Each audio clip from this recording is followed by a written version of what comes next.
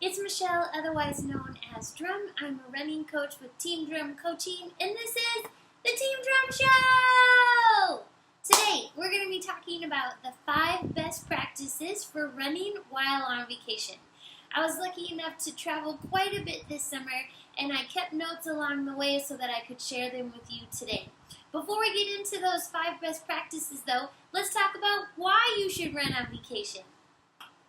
I love to run on vacation because it's my favorite way to explore and to see a new town. Definitely takes a little bit to get up early before everyone else, but in Italy, especially Tuscany, it seems like their day didn't even start until about 9 o'clock. So I didn't even have to get up very early to be the only person running around. It was just me and the street cleaners out there in the morning. And it was so great saying buongiorno to those street cleaners, smelling the fresh baked bread. It's definitely my most favorite way to see a new city. Family time versus alone time. So when I go on a big family vacation like this, which my Italy trip was, there was 6 of us, that's really, really important to me to focus on the family. I spent all year focusing on my goals. Here was 2.5 weeks where I needed it to not be about my running or my training. So I didn't schedule any big races this summer. I just wanted to make sure there was nothing on my calendar that would make me not be 100% in the moment on this vacation, because this was such a special vacation this year. But I still love to run, and I want to run, and I really need that alone time. That makes me a better family member when I'm then with my family.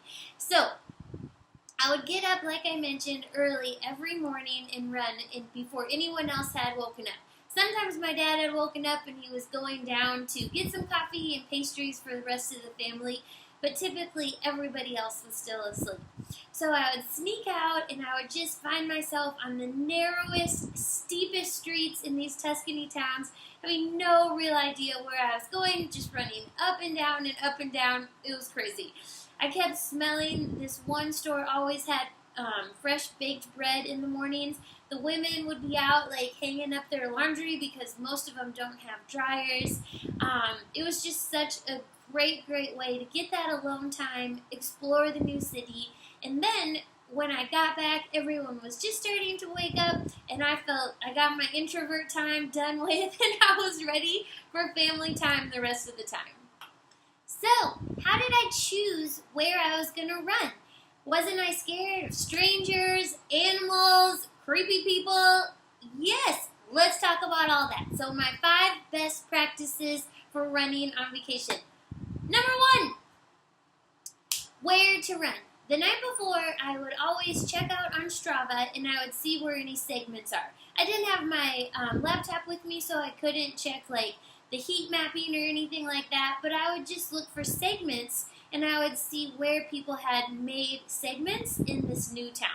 I was in 3, 4, 5, 6 different towns on this Italy trip, so it wasn't like I was just running the same routes every day. I was doing this every night, looking to see where the segments are. And what that means to me is that this is where people regularly run. They run enough there to want to make a segment. So I always went into it with that first. And I wouldn't ever plan out an exact route. I would just kind of go in the general direction of that segment. The very first day, I was in Siena, and I woke up in the morning, and I was feeling a little nervous just because I'm in a new country, I'm running by myself, I didn't really see a lot of people, but then as soon as I stepped out my door, a runner went by, and I was like, oh, sweet, a runner, I'm just going to follow him for a little bit, and I totally did. But he ended up going up on this fortress and just doing loop after loop after loop. And after about 1, I was like, okay, let's go see other parts of Siena, not just the top of this fortress. Number 2, research the town you're going to be running in. So when I was in these Tuscany towns, I felt really, really safe there all the time. These little country towns, my dad was on this trip and my husband was on this trip with me, and neither of them ever blinked about me going out and running on my own. So if they weren't nervous, I wasn't going to be nervous either. This past Christmas, I stayed in a little town where I was nervous about running there. I didn't see any segments on Strava. The whole area just kind of gave me this really creepy vibe. I just did not feel safe or that I should be out there alone. But I was training really specifically for something then, and so I really wanted to get my runs in. Across the street, there was not an actual high school, but the track. And so I would go to the track and just run around that quite a bit, and I actually never ended up getting more than like 2 miles away from where we were staying because I just didn't feel good about it. So if you have that vibe, then you should go with it.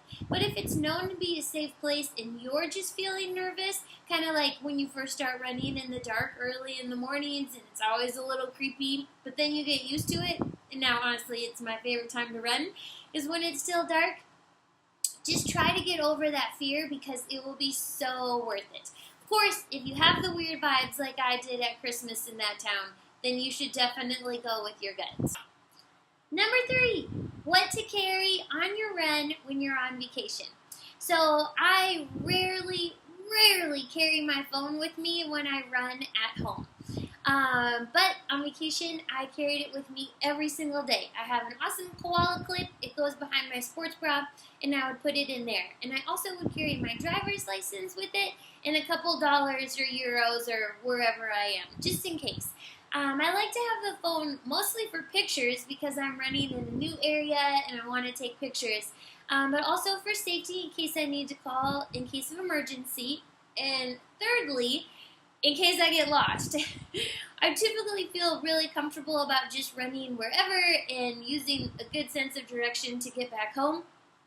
But sometimes I would check my blue dot on the screen just to make sure I kind of knew the general direction I was, or if I was like on a road that I thought maybe looped around, I would pull out my phone and check just to make sure I wasn't doing an out and back that was then going to be like 100 miles or something that I was totally did not have enough water for.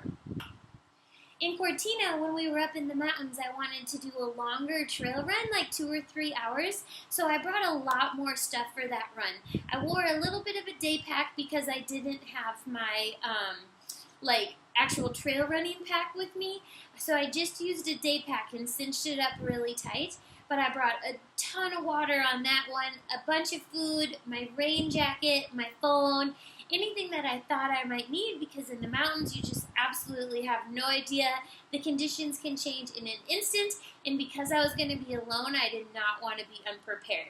So that all worked really good. And honestly, I couldn't run the same kind of stride and stuff because I was wearing a day pack, but it was still worth it. And all I was going for was an adventure in the mountains, so it was totally worth it. Okay, and finally on my what to carry. Do not wear earbuds. Ugh, I can't stand earbuds. I think it's so dangerous. So if you're going to wear earbuds, just wear it in one ear and keep it turned down. You really want to be aware of your surroundings, especially when you're in a new place. Listen to the new sounds. Wave to people. Say hi to people. Man, I just love that so much. One day, it was back in Siena, and I was doing hill repeat sprints up this really steep hill. It was more of a pedestrian hill, and all of a sudden, this huge group of 10 people, they were all wearing the exact same shirt. They did not speak English. They looked like a hiking club, came hiking down the hill, and they just started cheering for me and clapping and yelling, "Bravo, bravo!" And I was like, "Woo, this is awesome." So it was really, really fun. And if I had been earbuds in, head down, I totally would have missed out on that experience. Number 4, when in doubt, just do an out and back. I know some people really feel insecure about their sense of direction, or they get really nervous about getting lost. So then you should just do an out and back.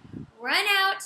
If there's a turn you don't really want to turn, come back. Then go the other direction. And then just keep doing that.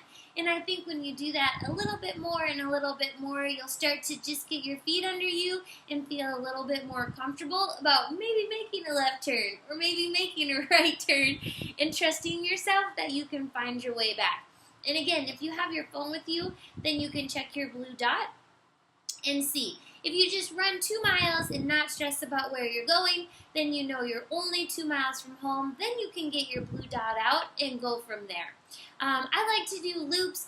In these little Tuscany towns, the streets are so small and so many of them would dead end. So I would just end up running down, turning around, coming back. Running down, turning around, coming back. And to get any sort of mileage, I actually had to go out of town, get out of the big old medieval wall, and run around in the countryside, which made me a little bit more nervous about animals. But honestly, the only thing I ever saw was a dog. And the dog that I saw looked just like my Lola, and he was just protecting his farm, and he just barked at me, but didn't come after me or anything. So it was all good. Number 5. This is the most important one. Before you go, make sure you tell someone the details of your run. So you should say everyone's asleep. You're just going to leave a note. Write down the time that you left for your run and the time that you expect to be back. And I always say, don't get nervous unless I'm 45 minutes past when I said I was going to be there. And the other thing is you should say a general direction of where you plan on running. I would never really know where I was going to go, but I would say I'm starting out going south. Just so then that amazingly helps a ton. I know that she started going this way in case anyone needed to come look for me. On the longer trail run, I showed my husband exactly where I planned to go and exactly how long that I was going to be gone. And when it was looking like this was way harder of a trail than I expected and I was going to be out there way longer, I didn't complete it. I turned it around and came back. I don't want him to worry. I didn't want to worry. It was going to be way more than what I bargained for out there. That's it for today. Thanks for listening to my Italy stories. I hope these 5 best practices helped you for when you go on vacation. Did you go on vacation this summer? It's only August 2nd or 3rd or something, so there's still a few weeks left. Maybe you can use these to help you if you're going somewhere. What are your tips? What do you do when you go to a new town? Are you nervous running alone? Or like me, do you really cherish that alone time? As always, you can find out about my coaching at teamdrumcoaching.com, and on Instagram, I'm at UltraDrum. See you next week for another episode of the Team Drum Show!